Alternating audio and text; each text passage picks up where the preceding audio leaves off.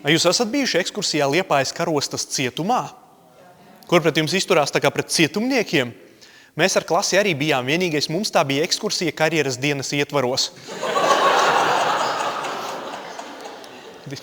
Divreiz braucām. Vai jūs esat bijuši apdzīvotā vietā, kas saucas Norīkojumā?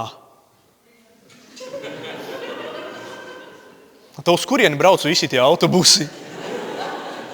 Es skatījos, kartē nav. Biļetes nevar nopirkt. Viņi katru dienu brauc kaut ko.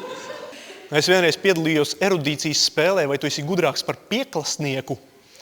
Un izrādījās, ka neesmu. Bet esmu spēcīgāks.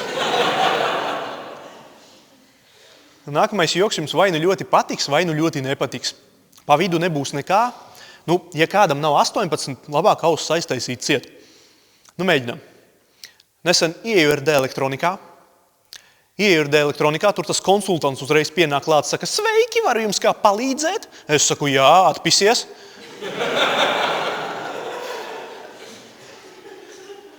Mēs visi esam gribējuši tā pateikt, vai ne? Es zināju, ka neesmu vienīgais.